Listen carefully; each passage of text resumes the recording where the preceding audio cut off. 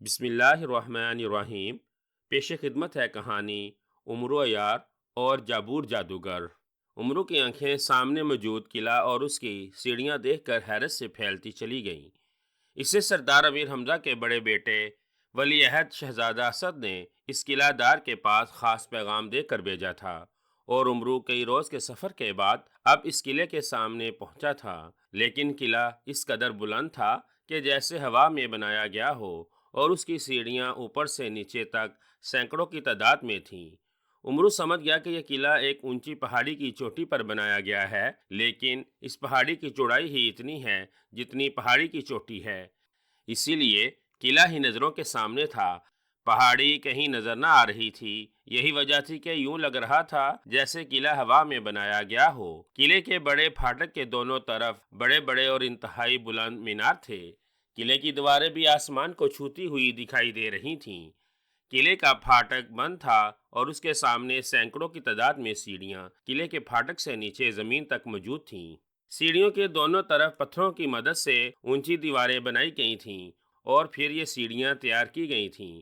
دونوں طرف بڑے بڑے پتھر بھی رکھ دیے گئے تھے۔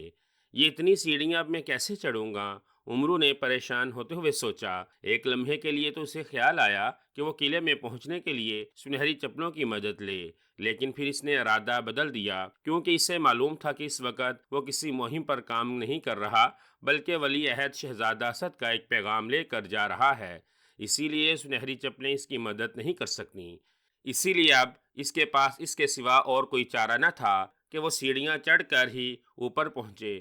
چنانچہ اس نے اللہ کا نام لے کر سیڑھیاں چڑھنا شروع کر دیں۔ جب وہ سیڑھیاں چڑھتے چڑھتے تھک جاتا تو بیٹھ کر آرام کر لیتا، اور پھر اٹھ کر سیڑھیاں چڑھنا شروع کر دیتا، لیکن سیڑھیاں تھی کہ کسی طرح ختم ہونے کا نام ہی نہ لے رہی تھیں۔ یا اللہ، یہ آسمانی قلعہ کس نے بنایا؟ عمرو نے تھکے ہوئے لہجے میں کہا۔ اسے تمام سیڑھیاں چڑھتے چڑھتے پورا ایک پہر لگ گیا تھا۔ پھر جا کر وہ قلعے کے پھاٹک کے سامنے پہنچا۔ وہاں پہنچ کر وہ کافی دیر تک بیٹھ کر اپنا سانس برابر کرتا رہا۔ پسینے سے اس کا جسم شرابور ہو رہا تھا۔ کافی دیر کے بعد جب اس کی سانس برابر ہوئی تو وہ اٹھا اور اس نے دروازے پر ہاتھ مارنے شروع کر دیے، کیونکہ وہاں نہ کوئی کنڈا تھا اور نہ کوئی ایسی اور چیز، بس لکڑی کا بنا ہوا دروازہ تھا جو بند تھا۔ عمرو نے اسے دھکیل کر بھی دیکھا، لیکن وہ اندر سے بند تھا۔ عمرو نے دروازے کو ہاتھ سے بہت بجایا، آوازیں بھی دیں، لیکن دروازہ بند ہی رہا۔ اب تو عمرو بے حد پریشان ہوا کہ اب کیا کرے۔ وہ واپس بھی نہ جا سکتا تھا اور دروازہ بھی نہ کھل رہا تھا۔ وہ اب واقعی بری طرح پھنس گیا تھا۔ اسے پریشانی اس بات کی تھی کہ رات پڑ گئی تو یہاں بلندی کی وجہ سے بے پناہ سردی ہوگی، اور وہ سردی میں ٹھٹھر کر مر جائے گا۔ چنانچہ اس نے ایک بار پھر دروازہ کھٹکھٹانا شروع کر دیا اور خوب گلا پھاڑ کر آوازیں دیں، لیکن جب کوئی جواب نہ آیا تو اس نے زنبیل سے شہزادہ اسد کا خط نکالا اور اسے دروازے کی درز سے اندر پھینک دیا۔ اب اس کے علاوہ اور میں کیا کر سکتا ہوں؟ عمرو نے بڑبڑاتے ہوئے کہا، اور ایک بار پھر سیڑھیاں اترنے لگا، لیکن اب وہ اس بری طرح سے تھک چکا تھا، اس سے قدم بھی نہ اٹھائے جا رہے تھے۔ اس نے دیکھا کہ ہر طرف 20-30 سیڑھیوں کے بعد کافی ساری جگہ سیدھی آ جاتی تھی، تاکہ سیڑھیاں اترنے والا وہاں کچھ دیر آرام کر سکے۔ دروازے سے تقریباً 22 سیڑھیاں اترنے کے بعد وہ اس خالی جگہ پہنچ کر کافی دیر تک سانس ٹھیک کرتا رہا۔ پھر اس نے دونوں طرف کی دیواروں پر ہاتھ رکھ کر سیڑھیاں اترنی شروع کر دیں۔ ابھی بے شمار سیڑھیاں اس نے اترنی تھیں، اسی لیے اس نے دونوں ہاتھوں کا سہارا ہونے کے باوجود تیزی سے اترنا شروع کر دیا۔ لیکن ابھی وہ 9-10 سیڑھیاں ہی اترا تھا کہ یک لخت اسے اپنے دائیں طرف کسی پرندے کی انتہائی مکروہ چیخ سنائی دی۔ عمرو تیزی سے دائیں طرف مڑا ہی تھا کہ اچانک ایک بڑا سا پرندہ اس پر جھپٹ پڑا، اور عمرو نے اس کے حملے سے بچنے کی کوشش کی تو اس کا پیر پھسل گیا اور وہ چیختا ہوا سیڑھیوں پر گرا، اور لڑکتا ہوا 10-12 سیڑھیوں کے بعد خالی جگہ پر جا گرا۔ اسے یوں محسوس ہو رہا تھا جیسے اس کے جسم کی تمام ہڈیاں ٹوٹ گئی ہوں۔ اس کے منہ سے بے اختیار چیخیں نکل رہی تھیں۔ وہ پرندہ اب اس کے اوپر اڑ رہا تھا، اور وہ بار بار بڑے جارحانہ انداز میں عمرو پر جھپٹنے کی کوشش کرتا، لیکن عمرو کے قریب آ کر وہ ایک بار پھر اوپر کو اٹھ جاتا۔ عمرو کے جب ہوش بحال ہوئے تو اس نے کراہتے ہوئے اٹھنے کی کوشش کی، اور اسی لمحے اس کی نظریں قلعے کے مینار اور سیڑھیوں کی دائیں طرف ایک بڑے سے چہرے پر پڑی۔ یوں لگتا تھا جیسے کوئی آدمی سیڑھیوں اور قلعے کے میناروں کی اوٹ لے کر جھانک رہا ہو۔ عمرو اس چہرے کو دیکھ کر حیران رہ گیا، کیونکہ چہرہ کسی بہت بڑے ڈاکو یا بدماش کا چہرہ لگ رہا تھا۔ اس کی بڑی بڑی اور باری مونچھیں تھیں، سر پر موجودہ بال اس کی آنکھوں تک آ رہے تھے، آنکھوں میں زردی چھائی ہوئی تھی، جس کی وجہ سے اس کی آنکھیں خوفناک دکھائی دے رہی تھیں۔ البتہ اس کے ایک کان میں ایک بڑا سا بالا نظر آ رہا تھا، جس کے ساتھ ایک چھوٹی سی انسانی کھوپڑی اور اس کے نیچے دو انتہائی قیمتی ہیرے لٹکے ہوئے نظر آ رہے تھے۔ ابھی عمر اس چہرے کو دیکھ ہی رہا تھا کہ اچانک وہ چہرہ جیسے دھواں بن کر ہوا میں تحلیل ہو گیا، اور اس کے ساتھ ہی عمرو کے اوپر اڑتا ہوا وہ خوفناک پرندہ بھی ایک طرف مڑ کر چلا گیا اور دیکھتے دیکھتے عمرو کی نظروں سے غائب ہو گیا۔ یہ کیا اسرار ہے؟ یہ اس چہرے کے کان میں لٹکی ہوئی انسانی کھوپڑی تو بتا رہی تھی کہ یہ چہرہ کسی جادوگر کا تھا، اور یہ جو پرندہ مجھ پر اس طرح جپٹ رہا تھا جیسے یہ میرا دشمن ہو۔ عمرو نے سوچا، اور اس کے ساتھ ہی اس نے زنبیل میں ہاتھ ڈالا اور بولنے والی گڑیا نکال لی، اور اس کے سر پر انگوٹھا رکھ کر دبایا تو بولنے والی گڑیا کی آنکھیں زندہ انسانوں جیسی ہو گئیں۔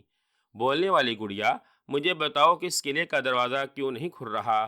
قلعے کی ایک طرف سے جھانکنے والا چہرہ کس کا تھا، اور اس پرندے نے مجھ پر حملہ کیوں کیا؟ عمرو نے بولنے والی گڑیا سے مخاطب ہو کر کہا۔ خواجہ عمرو کو بتایا جاتا ہے کہ وہ جس قلعے کی سیڑھیاں چڑھ رہا ہے، یہ وہ قلعہ نہیں ہے جہاں اسے شہزادہ اسد نے بھیجا تھا۔ وہ قلعہ یہاں سے کئی کوس دور ہے، اور اس قلعے کا نام قلعہ کوہسار ہے، جبکہ اس قلعے کو بالا سار کہا جاتا ہے، کیونکہ یہ انتہائی بلندی پہاڑی پر بنا ہوا ہے۔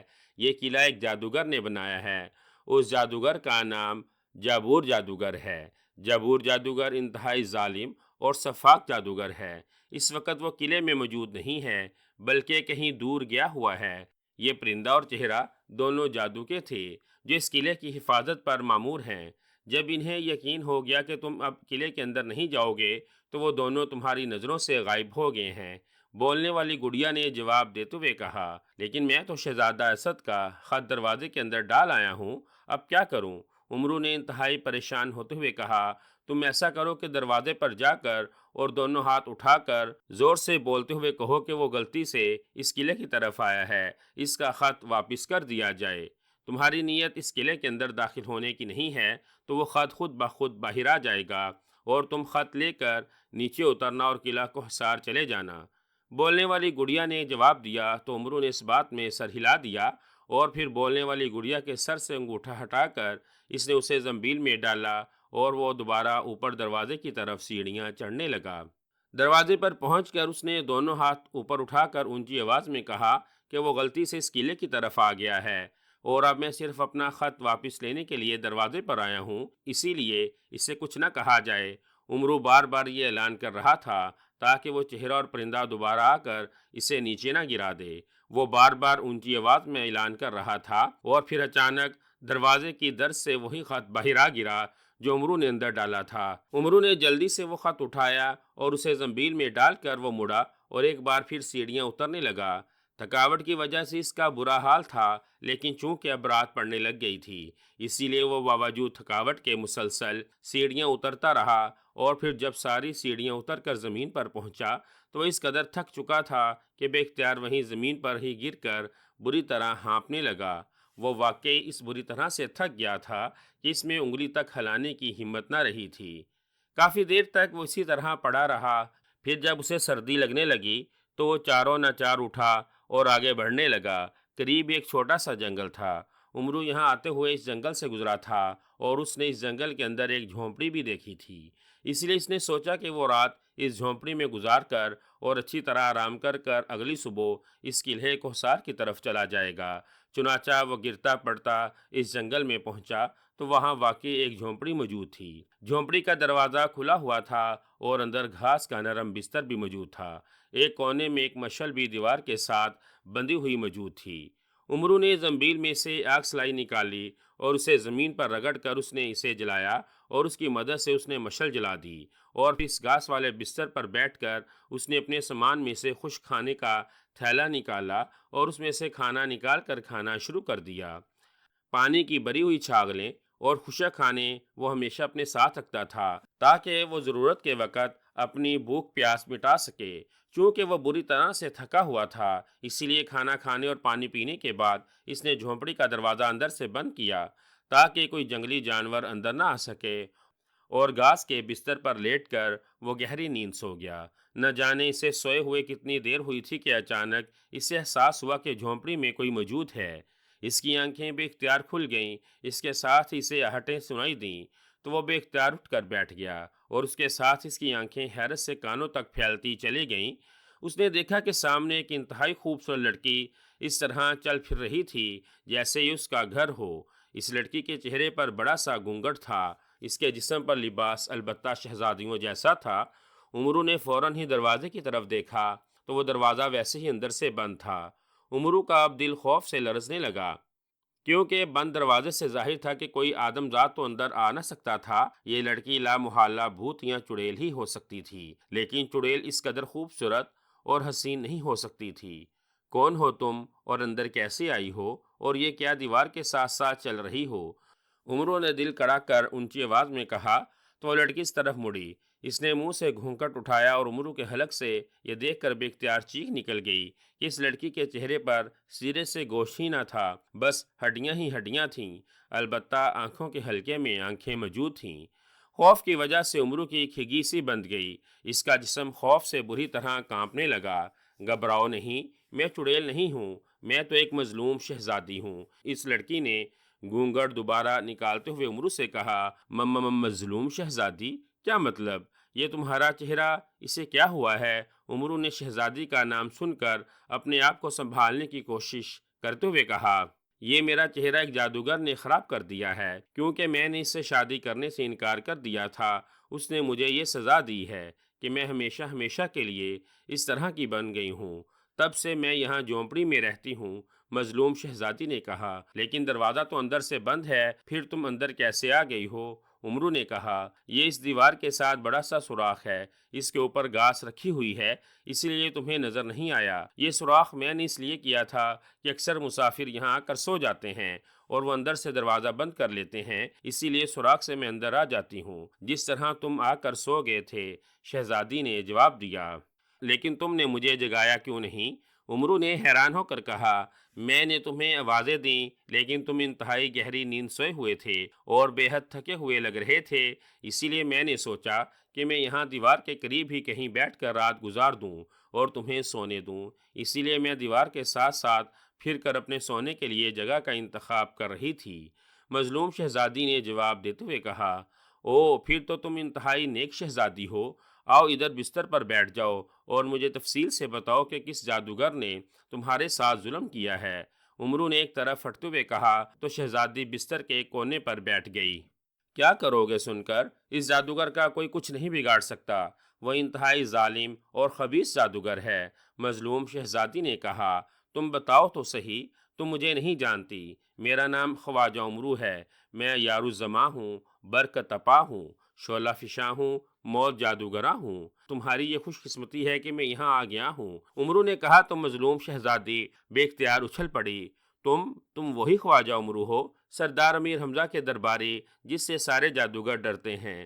مظلوم شہزادی نے حیرت بھرے لہجے میں کہا، ہاں میں وہی ہوں۔ عمرو نے فخریہ لہجے میں کہا، اوہ، اس کا مطلب ہے کہ اللہ تعالیٰ نے میری دعائیں قبول کر لی ہیں۔ میں نے رو رو کر اور گڑ گڑا کر دعائیں مانگی ہیں کہ کسی طرح اللہ تعالیٰ عمرو یار کو یہاں بھیج دے تاکہ وہ اس جادوگر کو ہلاک کر کے مجھے میرا چہرہ واپس دلا دے۔ مظلوم شہزادی نے انتہائی مسرت بھرے لہجے میں کہا، واقعی میں اتفاقاً ہی یہاں آیا ہوں، بہرحال تم بتاؤ کہ تم کہاں کی شہزادی ہو اور وہ کون جادوگر ہے، پوری تفصیل بتاؤ۔ عمرو نے کہا، جیسا کہ میں نے تمہیں پہلے بتایا ہے کہ میں ایک شہزادی ہوں، میرا تعلق ملک کسایا سے ہے، میں کسایا کے بادشاہ کی بیٹی ہوں، میرا نام شہزادی ماہ رخ ہے، میرا چہرہ چاند کی طرح خوبصورت تھا، اسی لیے میرا نام ماہ رخ رکھا گیا تھا۔ جب میں بڑی ہوئی تو میرے ساتھ شادی کے لیے دور دور کے شہزادوں کے رشتے آنے لگے۔ ابھی میرا والد اور میرے بھائی ان رشتوں پر غور کر رہے تھے کہ اچانک ایک جادوگر جس کا نام جابور جادوگر ہے ہمارے شاہی محل سے گزرا۔ میں اس وقت ایک بالکونی میں کھڑی تھی۔ جابور جادوگر نے مجھے پسند کر لیا اور وہ مجھے جادو کی مدد سے اٹھا کر اپنے قلعے میں لے آیا۔ یہ قلعہ اس نے ایک اونچی پہاڑی پر بنا رکھا ہے اور یہاں سے قریب ہی ہے۔ اس نے مجھ سے شادی کرنے کے لیے کہا، لیکن اس کی شکل بدماشوں اور ڈاکوؤں جیسی تھی، چنانچہ میں نے انکار کر دیا۔ اس پر اسے غصہ آ گیا اور اس نے مجھے سزا دے دی اور میرے چہرے کی یہ حالت کر دی، اور پھر مجھے قلعے سے باہر پھینک دیا۔ میں روتی پیٹتی یہاں آ گئی کیونکہ اس چہرے کے ساتھ میں کسی آبادی میں نہیں جا سکتی تھی، ورنہ لوگ مجھے چڑیل سمجھ کر مار ڈالیں گے یا زندہ جلا دیں گے۔ یہاں میں پھل کھاتی ہوں اور چشمے کا پانی پیتی ہوں، اور سارا دن میں غار میں چھپ کر گزارتی ہوں کہ کسی انسان کی نظر مجھ پر نہ پڑے، اور رات کو یہاں جھونپڑی میں آ کر سو جاتی ہوں۔ بس یہ ہے میری کہانی، شہزادی ماروخ نے کہا، اور اس کے ساتھ ہی وہ بری طرح ہچکیاں لے کر رونے لگی۔ کیا اس قلعے کا نام قلعہ بالاسار ہے؟ امرو نے ہونٹ بھینچتے ہوئے پوچھا۔ ہاں ہاں، یہاں سے قریب ہی ہے، اس قلعے کی بے شمار سیڑھیاں ہیں۔ شہزادی نے رونا بند کر کر جواب دیتے ہوئے کہا، ہاں میں نے دیکھا ہے، میں وہیں سے آ رہا ہوں۔ امرو نے کہا تو شہزادی بری طرح سے چونک پڑی۔ کیا مطلب؟ کیا تم اس ظالم جادوگر کے پاس گئے تھے؟ شہزادی نے حیران ہو کر پوچھا۔ نہیں، میں نے سردار امیر حمزہ کے ولی عہد شہزادہ اسد کا ایک ضروری پیغام لے کر قلعہ کوہسار کے قلعہ دار کے پاس جانا تھا۔ میں نے ایک سرائے والے سے قلعہ کوہسار کے بارے میں پوچھا تو اس نے اس قلعے کا پتہ بتا دیا۔ شاید وہ کوہسار کو بالاسار سمجھا تھا، یہ اس نے جان بوجھ کر مجھے چکر دیا تھا۔ بہرحال میں یہاں پہنچا، اور جب قلعے کا دروازہ نہ کھلا اور ایک پرندے نے مجھ پر حملہ کر دیا، میں نے اپنی مقدس طاقتوں سے اس کے بارے میں پوچھا تو انہوں نے مجھے بتایا کہ میں غلط جگہ پر آ گیا ہوں۔ یہ قلعہ بالاسار ہے اور یہ قلعہ جابور جادوگر کا ہے۔ جابور جادوگر کا چہرہ ہی اس کی حفاظت کرتا ہے۔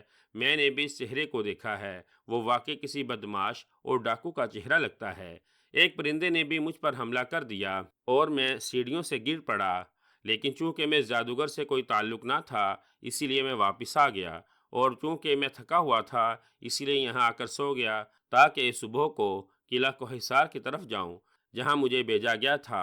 امرو نے تفصیل بتاتے ہوئے کہا، تمہیں اس جادوگر نے کچھ نہیں کہا؟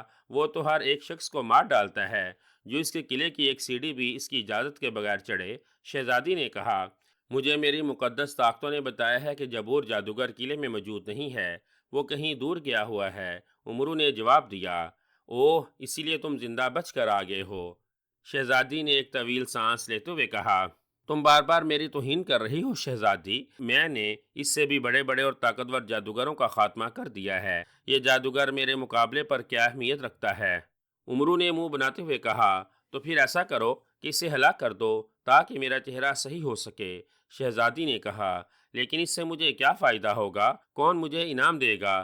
امرو نے اپنی لالچی طبیعت سے مجبور ہو کر کہا، میں دوں گی انعام، میرا باپ کا سایہ کا بادشاہ ہے، میرے بھائی دیں گے، اور ہاں، اس جادوگر کے قلعے میں پورا ایک کمرہ ہیرے جواہرات سے بھرے ہوئے صندوقوں کا ہے، وہ بھی تم حاصل کر سکتے ہو۔ شہزادی نے جلدی سے کہا، لیکن اچھے شگون کے لیے مجھے پیشگی انعام بھی چاہیے، اگر مجھے پیشگی انعام نہ ملا تو پھر شگون اچھا نہیں ہوتا اور میں اپنی مہم میں کامیاب نہیں ہو سکتا۔ امرو نے جواب دیا، میرے پاس ہیروں کی 2 انگوٹھیاں ہیں، یہ انتہائی نایاب ہیرے ہیں، وہ میں تمہیں پیشگی انعام کے طور پر دے دیتی ہوں۔ شہزادی نے کہا، اور جلدی سے اس نے اپنے دوپٹے کے پلو میں بندھی ہوئی 2 انگوٹھیاں کھول کر امرو یار کی طرف بڑھا دیں۔ دونوں انگوٹھیوں میں واقعی انتہائی قیمتی ہیرے جڑے ہوئے تھے۔ ہاں، یہ واقعی نیک شگون ہے، لیکن پہلے تم وعدہ کرو، اگر میں جابور جادوگر کو ہلاک کر دوں تو تم بھی مجھے انعام دو گی اور اپنے والد سے بھی بھاری انعام لے کر دو گی۔ امرو نے جلدی سے انگوٹھیاں لے کر زنبیل میں ڈالتے ہوئے کہا، میں وعدہ کرتی ہوں، لیکن پہلے تم وعدہ کرو کہ تم بھی اس جادوگر کو ہلاک کرو گے۔ شہزادی نے کہا، میرے وعدے کی کیا ضرورت ہے؟ امرو نے پہلو بچاتے ہوئے کہا، تو پھر یہ انگوٹھیاں واپس کر دو۔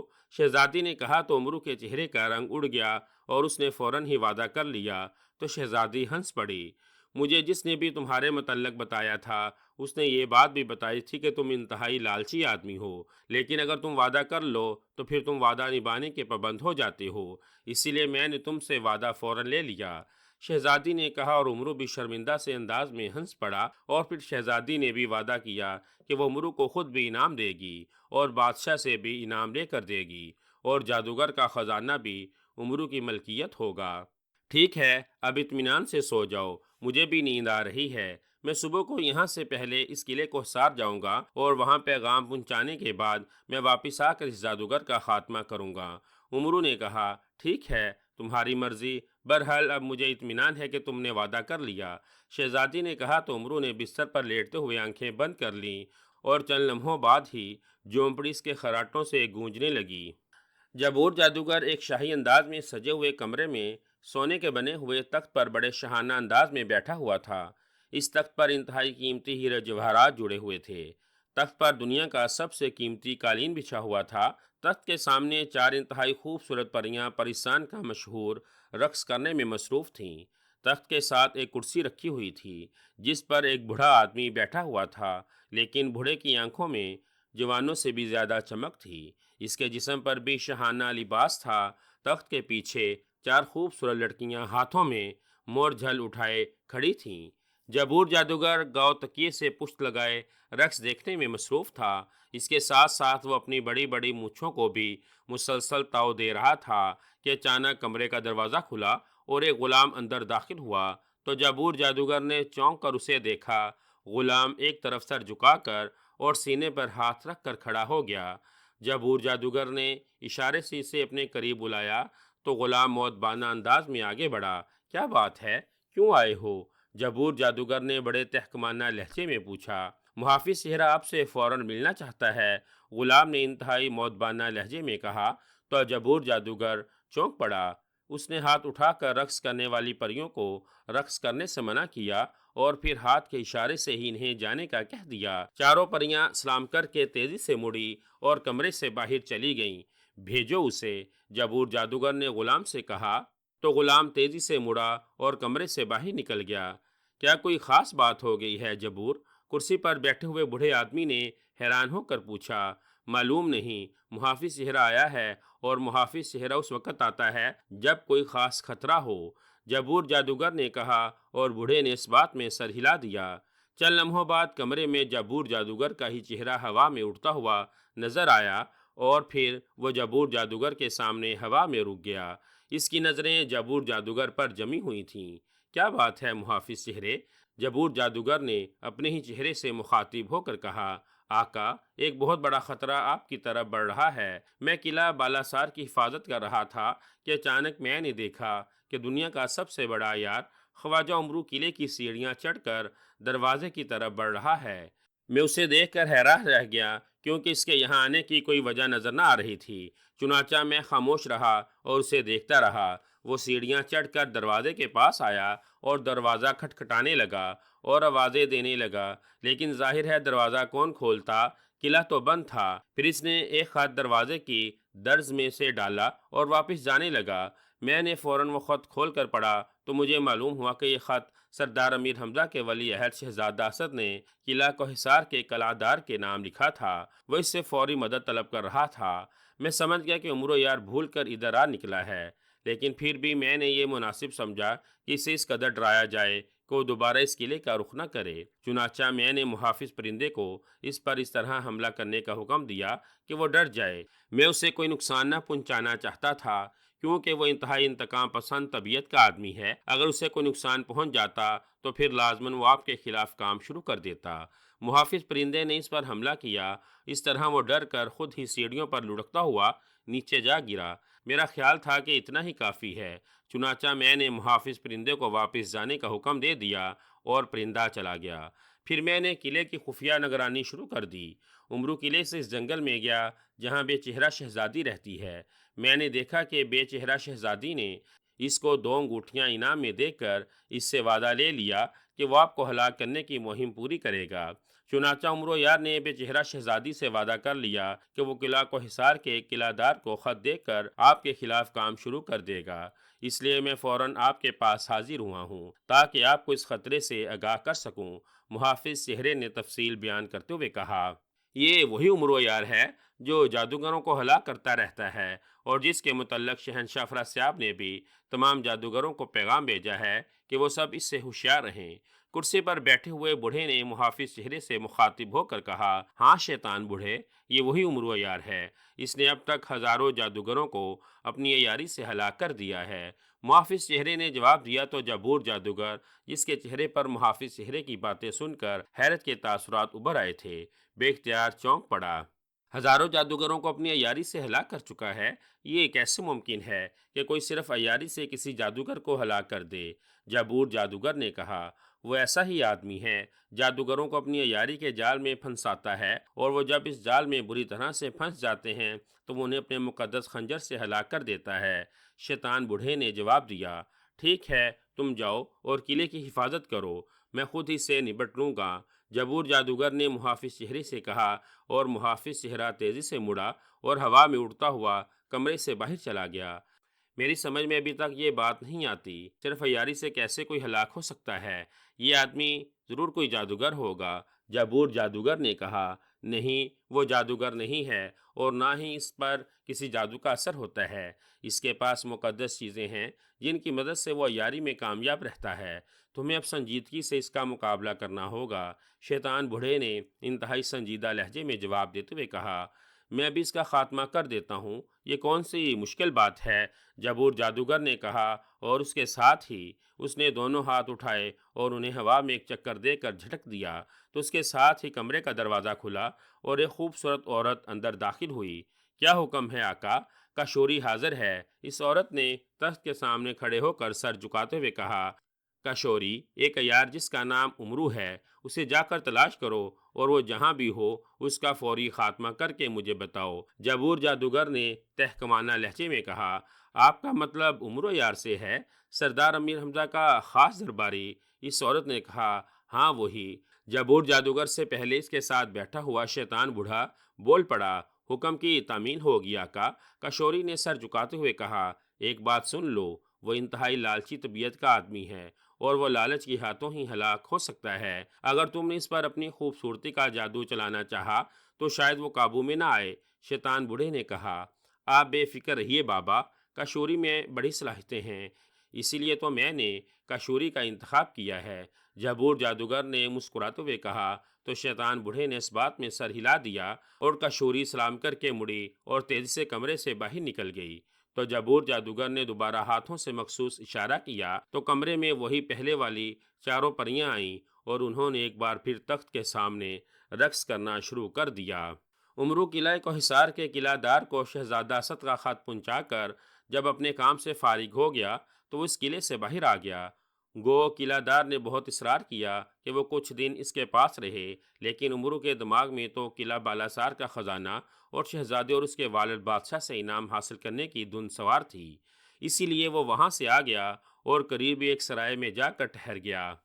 اس نے سوچا کہ وہ کمرے میں ٹھہر کر اطمینان سے بولنے والی گڑیا اور تختی دودی سے اس جابور جادوگر کے بارے میں معلومات حاصل کرے گا اور پھر اس کے خلاف مہم پر نکل پڑے گا۔ لیکن ابھی وہ کمرے میں داخل ہو کر کرسی پر بیٹھا ہی تھا کہ دروازے پر دستک ہوئی۔ کون ہے؟ عمرو نے چونک کر پوچھا۔ میں شہزادی حسن آرا کا ملازم ہوں۔ باہر سے آواز سنائی دی تو عمرو بے اختیار چونک پڑا۔ آ جاؤ اندر، عمرو نے کہا تو دروازہ کھلا اور ایک بوڑھا آدمی اندر داخل ہوا۔ اس نے سر پر ایک بڑا سا تھال اٹھایا ہوا تھا۔ اس نے تھال عمرو کے سامنے موجود میز پر رکھا تو عمرو یہ دیکھ کر حیران رہ گیا کہ تھال ہیرے جواہرات سے لبالب بھرا ہوا ہے۔ خواجہ عمرو، میں شہزادی حسن آرا کا ملازم ہوں۔ شہزادی حسن آرا ملک روم کی شہزادی ہے اور یہاں سرائے میں ٹھہری ہوئی ہے، اور شہزادی آپ سے ملاقات کرنا چاہتی ہے، اور سلامی کے طور پر انہوں نے مجھے یہ ہیرے جواہرات اور سونے کا بنا ہوا تھال بھیجا ہے، آپ قبول فرمائیے۔ ملازم نے کہا تو عمرو کا چہرہ حیرت اور خوشی کے تاثرات سے پھول کی طرح کھل اٹھا۔ اس نے جلدی سے ہیرے جواہرات تھال سمیٹ کر اپنی زنبیل میں ڈال لیے۔ تو کیا آپ ملاقات کے لیے تیار ہیں؟ ملازم نے کہا، ہاں کیوں نہیں، ایسی سخی شہزادی کے ساتھ ملاقات تو میرے لیے فخر کا باعث ہوگی۔ عمرو یار نے کہا، تو پھر آئیے، ملازم نے کہا اور تیزی سے واپس مڑا۔ عمرو بھی کرسی سے اٹھ کر اس کے پیچھے چل پڑا۔ وہ خوش تھا کہ اللہ تعالیٰ اس پر اس قدر مہربان ہے کہ اسے صرف ملاقات کرنے سے اس قدر ہیرے جواہرات مل رہے ہیں۔ یہ کمرہ ہے، تشریف لے جائیے۔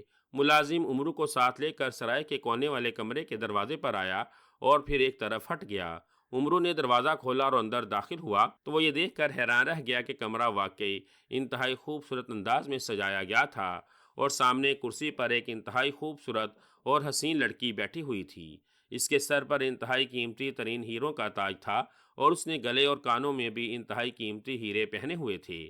خوش آمدید عمرو عیار، آج کا دن تو میرے لیے انتہائی خوش قسمتی کا دن ہے کہ میری ملاقات خواجہ عمرو سے ہو رہی ہے۔ لڑکی نے اٹھ کر بڑے محبت بھرے انداز میں کہا، اور آگے بڑھ کر اس نے خواجہ عمرو کا ہاتھ پکڑا اور اسے اپنے ساتھ ایک کرسی پر بٹھا لیا۔ عمرو کا مسرت کی شدت سے رواں رواں کانپ اٹھا تھا۔ بہت شکریہ شہزادی حسن آرا، آپ جتنی خوبصورت ہیں اتنا ہی اچھا آپ کا اخلاق ہے، عمرو نے کہا تو شہزادی بھی اختیار ہنس پڑی، اور خواجہ عمرو کو اس کی ہنسی سن کر یوں محسوس ہوا جیسے یہ شہزادی کی ہنسی نہ ہو بلکہ دور کہیں کانسی کی گھنٹیاں بج رہی ہوں۔ خواجہ عمرو، ہماری تو بڑے عرصے سے حسرت تھی کہ آپ جیسے خوبصورت اور قابل فخر آدمی سے ملاقات ہو، لیکن ہم کامیاب نہ ہو رہے تھے۔ آج جیسے ہی ہمیں علم ہوا کہ آپ اس سرائے میں ٹھہرے ہوئے ہیں تو ہم نے ایک حقیر سا نذرانہ بھیج دیا، اور آپ کی مہربانی کہ آپ نے ہم سے ملاقات کرنا منظور کر لیا۔ شہزادی نے مسکرا کر کہا تو عمرو کا چڑیا جتنا سینہ فخر سے پھول کر کپاسا ہو گیا۔ او شہزادی، یہ آپ کیا کہہ رہی ہیں؟ آپ سے ملاقات تو ہمارے لیے باعث فخر ہے، اور جسے آپ حقیر سا نذرانہ کہہ رہی ہیں وہ ہمارے لیے تو انتہائی قیمتی حیثیت رکھتا ہے۔ عمرو نے جواب دیا، ارے نہیں خواجہ عمرو، یہ واقعی حقیر سا نذرانہ تھا۔ ہمیں ہیرے جواہرات اکٹھے کرنے کا بہت شوق ہے، ہمارے پاس ان سے بھی قیمتی ہیرے جواہرات کے بھرے ہوئے سینکڑوں بڑے بڑے کمرے۔ شہزادی نے جواب دیا تو عمرو کی آنکھیں حیرت سے پھیلتی چلی گئیں۔ ہیرے جواہرات سے بھرے ہوئے سینکڑوں بڑے بڑے کمرے ہیں؟ عمرو نے حیران ہو کر کہا، ہاں میں سچ کہہ رہی ہوں، اور یہ سب ہیرے جواہرات آپ کو انعام اور تحفے میں دیے جا سکتے ہیں، بشرطیہ آپ ہمارا ایک کام کر دیں۔ شہزادی نے کہا تو عمرو حیرت اور خوشی سے بے ہوش ہوتے ہوتے بچا۔ اس کے تصور میں ہیرے جواہرات سے بھرے ہوئے بڑے بڑے سینکڑوں کمرے گھومنے لگے تھے جن کا وہ مالک بن سکتا تھا۔ آپ حکم فرمائیے شہزادی صاحبہ، میں اپنی جان دے کر بھی آپ کا کام کروں گا۔ عمرو نے فوراً ہی حامی بھرتے ہوئے کہا، بڑا معمولی سا کام ہے، انتہائی معمولی، اور وہ یہ کہ ہم چاہتی ہیں کہ آپ کی ایک نشانی ہمیشہ کے لیے ہم اپنے پاس رکھیں اور بس۔ شہزادی نے کہا تو عمرو بے اختیار خوشی سے اچھل پڑا۔ نشانی؟ کیسی نشانی؟ عمرو نے حیران ہو کر کہا، ہم چاہتے ہیں کہ آپ اپنے سر کے چند بال ہمیں نشانی کے طور پر دے دیں، اور یہ سارے ہیرے جواہرات لے لیں۔ ہمارے لیے آپ کے چند بال ان ہیرے جواہرات سے بھی زیادہ قیمتی ہوں گے۔ شہزادی نے کہا، اوہ شہزادی صاحبہ، کہیں میں خوشی سے پاگل نہ ہو جاؤں، کیا آپ درست کہہ رہی ہیں؟ عمرو کو اپنے کانوں پر یقین آ رہا تھا کہ اس کے چند بالوں کی اس قدر اہمیت بھی ہو سکتی ہے۔ ہم درست کہہ رہی ہیں، آپ ابھی ہمیں اپنے چند بال دیں تو صبح آپ کو تمام ہیرے جواہرات مل جائیں گے۔ شہزادی نے کہا، میں تیار ہوں شہزادی صاحبہ۔ عمرو نے خوش ہوتے ہوئے کہا، تو آپ اپنی پگڑی اتاریے تاکہ ہم اپنے ہاتھوں سے آپ کے سر کے بال کاٹ لیں۔ شہزادی نے کہا تو عمرو نے جلدی سے اپنے سر پر بندھی ہوئی بڑی سی پگڑی اتاری اور ایک طرف رکھ دی۔ شہزادی نے ایک طرف رکھی ہوئی کینچی اٹھائی اور عمرو کی پشت پر آ گئی، اور پھر اس نے واقعی کینچی کی مدد سے عمرو کے سر کے اوپر والے بالوں میں سے ایک لٹ کاٹ لی، اور پھر وہ لٹ لیے عمرو کے سامنے آ گئی۔ بس کافی ہیں، اب آپ پگڑی سر پر رکھ لیں اور اپنے کمرے میں تشریف لے جائیے، صبح ہوتے ہی ہمارے ملازم آپ کو سارے ہیرے جواہرات دے جائیں گے۔ شہزادی نے کہا تو عمرو نے جلدی سے پگڑی اٹھا کر سر پر رکھی، اور شہزادی کا شکریہ ادا کر کے وہ اس کے کمرے سے نکلا اور اپنے کمرے میں آ گیا۔ اس کا چہرہ خوشی سے ٹماٹر کی طرح سرخ ہو رہا تھا۔ اس کی آنکھوں کے سامنے ہیرے جواہرات سے بھرے ہوئے سینکڑوں کمرے مسلسل گھوم رہے تھے۔ پھر عمرو ساری رات انہی ہیرے جواہرات کے ہی خواب دیکھتا رہا۔ صبح اٹھتے ہی وہ جلدی سے تیار ہو کر بیٹھ گیا تاکہ ملازم جب ہیرے جواہرات لے کر آئیں تو وہ انہیں وصول کر سکے، لیکن جب کافی دیر گزر گئی اور کوئی ملازم نہ آیا تو عمرو کمرے سے نکلا اور شہزادی کے کمرے کی طرف بڑھ گیا، لیکن اس کمرے پر تالا لگا ہوا تھا۔ وہ یہ تالا دیکھ کر حیران رہ گیا اور سیدھا سرائے کے مالک کے پاس پہنچ گیا، لیکن اس وقت اس کی حیرت کی انتہا نہ رہی جب سرائے کے مالک نے اسے بتایا کہ اس کمرے میں تو ایک عورت کا شوری نام کی رہ رہی تھی، اور وہ رات کو ہی کمرہ چھوڑ کر چلی گئی تھی، لیکن اس کمرے میں تو ملک روم کی شہزادی حسن آرا رہ رہی تھی، اور رات کو میری اس سے ملاقات بھی ہوئی تھی۔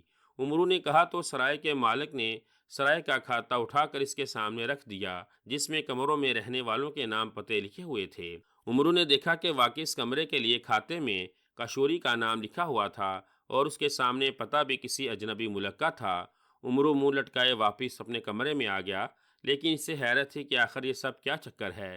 اس نے کمرے میں پہنچتے ہی زنبیل میں سے بولنے والی گڑیا نکال لی اور اس کے سر پر انگوٹھا رکھ کر دبایا تو بولنے والی گڑیا کی آنکھیں زندہ انسانوں جیسی ہو گئیں۔ بولنے والی گڑیا: مجھے بتاؤ کہ شہزادی حسن آرا جس نے ہیرے جواہرات کا بھرا ہوا تھال مجھے بھیجا اور ملاقات کی خواہش کی، پھر ملاقات کے دوران اس نے میرے سر کے چند بال اپنے پاس نشانی کے طور پر رکھنے اور ہیرے جواہرات سے بھرے ہوئے سینکڑوں کمرے انعام میں دینے کا وعدہ کیا، لیکن اب سرائے کا مالک بتا رہا ہے کہ اس کمرے میں کوئی کشوری نام کی عورت رہتی تھی۔ یہ سب کیا چکر ہے؟ عمرو نے حیرت بھرے لہجے میں کہا۔ خواجہ عمرو کو بتایا جاتا ہے کہ اس سے ملاقات کرنے والی عورت کا نام واقعی کشوری ہے۔ کشوری جابور جادوگر کی ایک طاقت ہے۔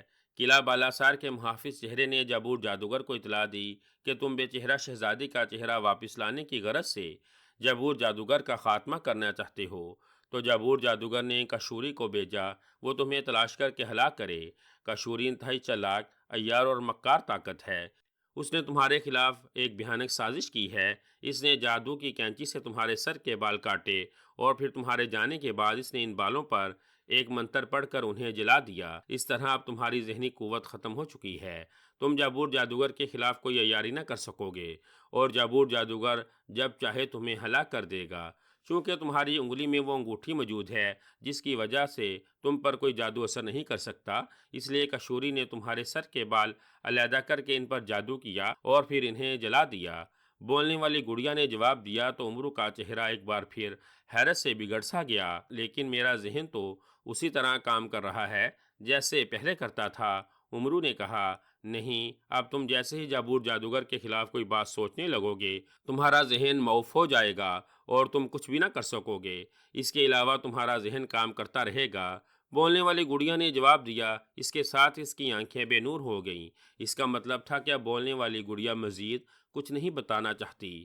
عمرو نے ایک طویل سانس لیتے ہوئے بولنے والی گڑیا واپس زنبیل میں ڈالی اور پھر اس نے جابور جادوگر کے خلاف سوچنا شروع کر دیا، لیکن وہ یہ دیکھ کر واقعی حیران اور پریشان ہو گیا کہ جیسے اس نے جابور جادوگر کے بارے میں سوچا اس کا ذہن جیسے معوف ہو گیا ہو، کوئی بات بھی اس کے ذہن پر نہ آ رہی تھی۔ اوہ، واقعی یہ میرے خلاف چکر چلایا گیا ہے، لیکن اگر میں اس جابور جادوگر کے خلاف کوئی بات نہیں سوچ سکتا تو اس کشوری کے خلاف تو سوچ سکتا ہوں، اس سے تو انتقام لے سکتا ہوں، عمرو نے بڑبڑاتے ہوئے کہا، اور اس کے ساتھ اس نے کشوری کے بارے میں سوچنا شروع کر دیا اور اسے یہ دیکھ کر خوشی ہوئی کہ اب اس کا ذہن معوف نہ ہوا تھا۔ میں پہلے اس کا خاتمہ کرتا ہوں، عمرو نے کہا، اور اس کے ساتھ اس نے زنبیل میں سے تختی دودی نکال لی اور ہاتھ میں پکڑ لی۔ تختی دودی، مجھے بتاؤ کہ میں اس کشوری کا خاتمہ کیسے کر سکتا ہوں؟ عمرو نے تختی دودی سے مخاطب ہو کر کہا تو تختی دودی پر فوراً ہی ایک تحریر ابھر آئی۔ خواجہ عمرو کو بتایا جاتا ہے کہ کشوری جادو کی طاقت ہے۔ اس کا خاتمہ صرف اس صورت میں ہو سکتا ہے جب اس کے آقا جابور جادوگر کا خاتمہ کر دیا جائے، اور خواجہ عمرو کو یہ بھی بتایا جاتا ہے کہ اس کے سر کے بال جلانے کے بعد اب صرف 2 یوم کے بعد کشوری طاقت آسانی سے خواجہ عمرو کو ہلاک کر سکتی ہے۔ اسی لیے خواجہ عمرو کے پاس صرف 2 دن کا وقت رہ گیا ہے کہ وہ اس دوران جابور جادوگر کا خاتمہ کر دے۔ عمرو نے تحریر پڑھی اور بے اختیار ہونٹ بھینچ لیے۔ تختی دودی، پھر مجھے بتاؤ کہ ان حالات میں کیسے اس جابور جادوگر کا خاتمہ کیا جا سکتا ہے؟ عمرو نے کہا تو تختی دودی پر ایک اور تحریر ابھر آئی۔ خواجہ عمرو کو بتایا جاتا ہے کہ وہ یہاں سے فوراً کالے صحرا میں جائے اور وہاں سے ایک کالا تتر پکڑ کر اس کو ذبح کرے اور اس کا خون اپنے سر پر اچھی طرح مل لے۔ اس طرح کشوری کا جادو ختم ہو جائے گا۔ اس کے بعد خواجہ عمرو اس کالے صحرا سے کالا ہرن پکڑے اور اسی صحرا میں واقع نخلستان میں پہنچے۔ وہاں کالے پانی کا ایک چشمہ بہہ رہا ہوگا۔ اس چشمے کا پانی وہ اس کالے ہرن کو پلائے اور پھر اس کالے ہرن کو ذبح کر دے تو کشوری جہاں بھی ہوگی وہاں پہنچنے پر مجبور ہو جائے گی۔ جیسے ہی کشوری وہاں پہنچے، خواجہ عمرو سے جال الیاسی میں جکڑ لے۔ کشوری کو بچانے کے لیے جابور جادوگر اور اس کا شیطان بوڑھا خود بخود وہاں پہنچ جائیں گے۔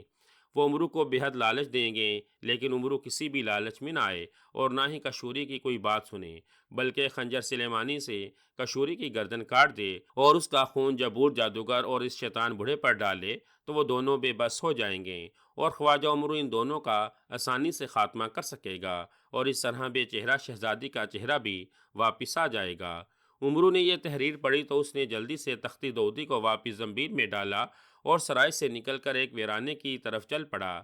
ویرانے میں پہنچ کر اس نے اپنی جوتیاں اتار کر زنبیل میں ڈالی اور زنبیل سے سنہری چپلیں نکال کر پہن لیں۔ سنہری چپلوں، مجھے کالے صحرا میں اس جگہ پہنچا دو جہاں کالے تتر موجود ہوں۔ عمرو نے سنہری چپلوں کو حکم دیتے ہوئے کہا اور اس کے ساتھ ہی اس نے آنکھیں بند کر لیں۔ آنکھیں بند کرتے ہی اسے اپنے پیروں تلے سے زمین کی موجودگی کا احساس ختم ہو گیا۔ پھر جب اسے اپنے پیروں تلے ریت کی موجودگی کا احساس ہوا تو اس نے آنکھیں کھول دیں اور وہ یہ دیکھ کر حیران رہ گیا کہ وہ واقعی ایک صحرا میں کھڑا ہوا تھا جس کی ریت بھی سیاہ رنگ کی تھی، ہر طرف سیاہی ہی سیاہی پھیلی ہوئی تھی۔ عمرو نے ادھر ادھر دیکھا لیکن اسے کہیں بھی کالے تتر نظر نہ آئے۔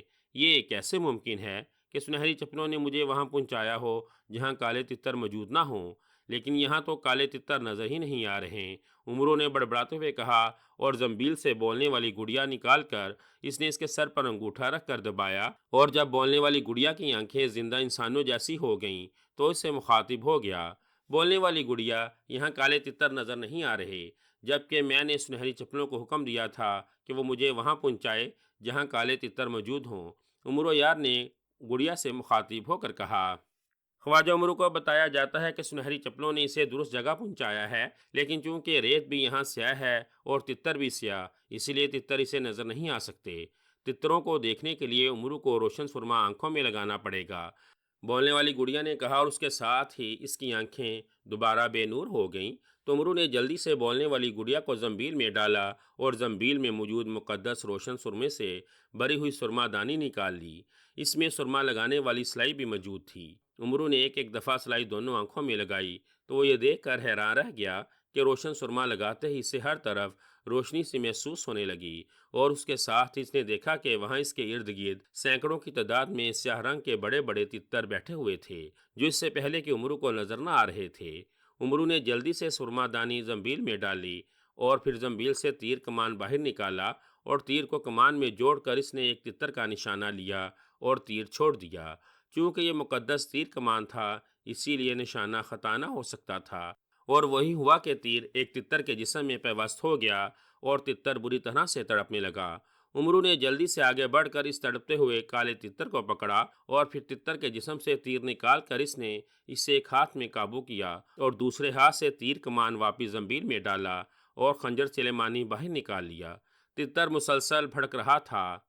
عمرو نے خنجر سلیمانی ایک طرف رکھا اور پھر ایک ہاتھ سے اس نے اپنے سر سے پگڑی اتار کر ایک طرف رکھی اور خنجر سلیمانی اٹھا کر اس نے اللہ اکبر کہتے ہوئے تتر کو ذبح کر دیا۔ اس کی گردن سے نکلنے والے خون کو اس نے دونوں ہاتھوں پر مل کر اپنے سر پر ملنا شروع کر دیا۔ جب تتر کے جسم سے نکلنے والا سارا خون اس نے اپنے سر پر مل لیا تو اس نے پگڑی اٹھا کر دوبارہ سر پر رکھی اور خنجر بھی واپس زنبیل میں ڈال دیا۔ سنہری چپلیں ابھی تک اس کے پیروں میں موجود تھیں۔ سنہری چپلوں، اب مجھے وہاں لے چلو جہاں کالے ہرن موجود ہوں۔ عمرو نے سنہری چپلوں سے کہا اور آنکھیں بند کر لیں۔ آنکھیں بند ہوتے ہی اسے احساس ہوا کہ اس کا جسم ہوا میں اڑ رہا ہے۔ پھر جب اسے اپنے پیروں تلے دوبارہ ریت کی موجودگی کا احساس ہوا تو اس نے آنکھیں کھول دیں۔ چونکہ اس کی آنکھوں میں روشن سرما موجود تھا اسی لیے اسے اپنے ارد گرد سینکڑوں کی تعداد میں کالے ہرن گھومتے پھرتے نظر آنے لگے۔ عمرو قریب ہی موجود ایک ہرن پر جھپٹا اور اسے دونوں ہاتھوں سے پکڑ لیا۔ ہرن نے تڑپ کر اس کی گرفت سے نکلنے کی بہت کوشش کی لیکن عمرو نے اسے نہ چھوڑا۔ سنہری چپلوں، اب مجھے اس ہرن سمیت اس کالے نخلستان میں پہنچا دو۔ عمرو نے پیروں میں موجود سنہری چپلوں کو حکم دیتے ہوئے کہا اور آنکھیں بند کر لیں۔ اس کے ساتھ ہی اسے احساس ہوا اس کے پیروں تلے سے ریت غائب ہو چکی ہے اور چند لمحوں بعد جب اسے دوبارہ اپنے پیروں تلے ریت کی موجودگی کا احساس ہوا تو اس نے آنکھیں کھول دیں۔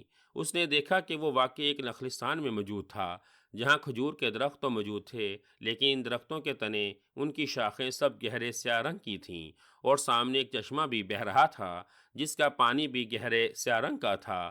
عمرو کے ہاتھوں میں کالا ہرن موجود تھا۔ عمرو نے سب سے پہلے تو سنہری چپلیں اتاریں اور آگے بڑھ کر اس نے کالے ہرن کو پانی پلانا شروع کر دیا۔ کالے ہرن نے بھی اس طرح یہ کالا پانی پینا شروع کر دیا جیسے نہ جانے وہ کب کا پیاسا تھا۔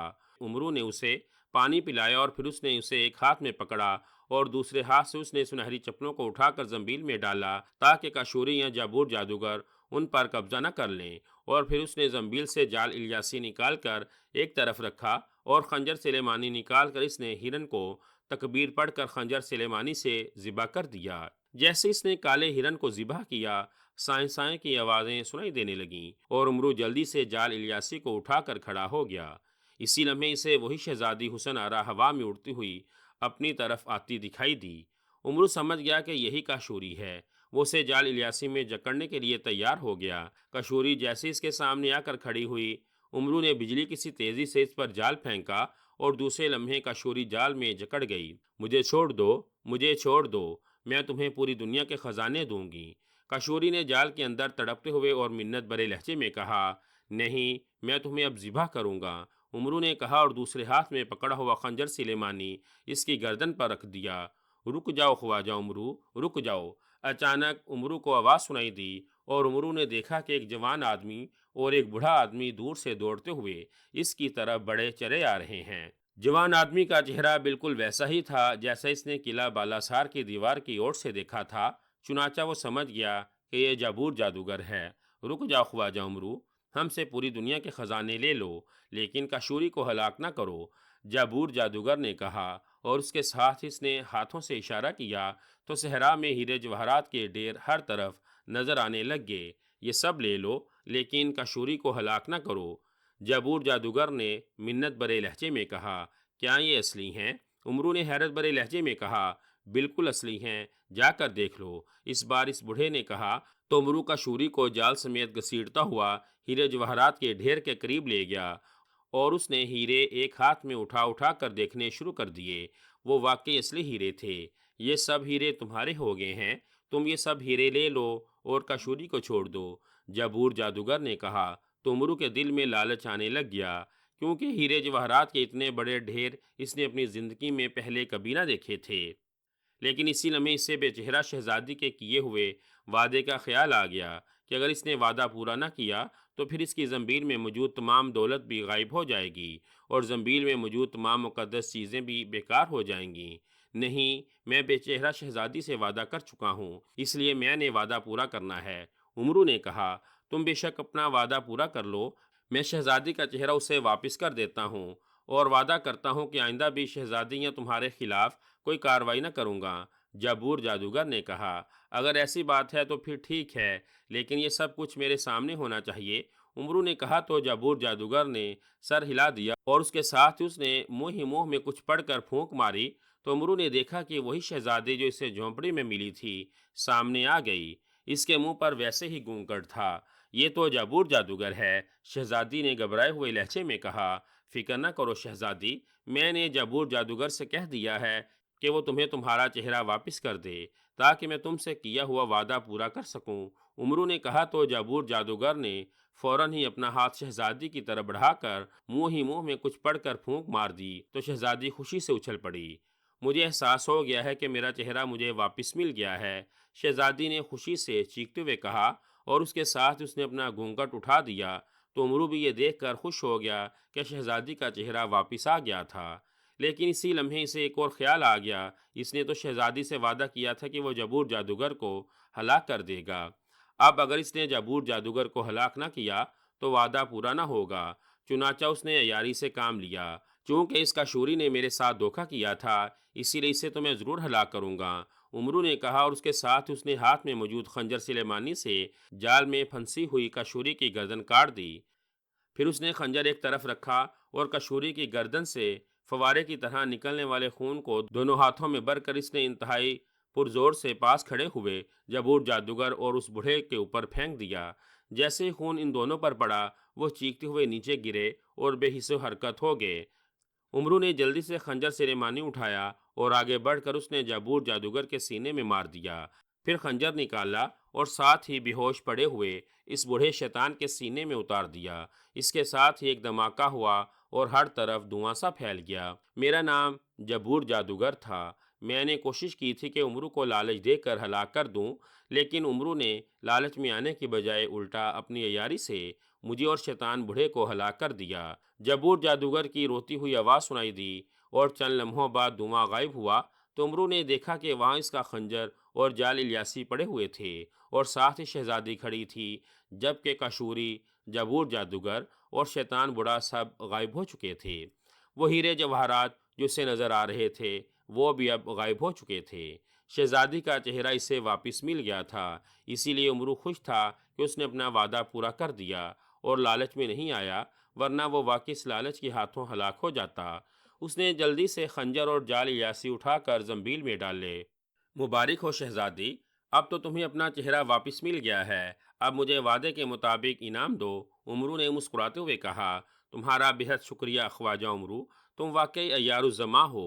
میں تمہیں تمہارے تصور سے بھی بڑھ کر انعام دوں گی، لیکن مجھے پہلے میرے ملک تو پہنچاؤ۔ شہزادی نے کہا تو عمرو نے مسکراتے ہوئے زنبیل میں سے سنہری چپنیں نکال لیں اور پیروں میں پہن لیں۔ پھر اس نے شہزادی کا ہاتھ پکڑا اور اسے آنکھیں بند کرنے کے لیے کہا، اور اس کے ساتھ اس نے سنہری چپلوں کو حکم دیا کہ وہ اسے اور شہزادی کو ملک روم میں پہنچا دے۔ پھر اس نے آنکھیں بند کر لیں۔ اس کے ساتھ ہی اسے احساس ہوا کہ اس کے پیروں تلے سے زمین غائب ہو گئی ہے۔ وہ خوش تھا، بہت خوش کہ شہزادی کو اس کا چہرہ واپس مل گیا ہے اور اب اسے بڑا انعام بھی مل جائے گا، اور پھر وہ قلعہ بالا سار جا کر وہاں موجود ہیرے جواہرات بھی حاصل کر لے گا۔ اس طرح اسے بہت ساری دولت مل جائے گی، اسی لیے اس کا دل خوشی سے بھر گیا تھا۔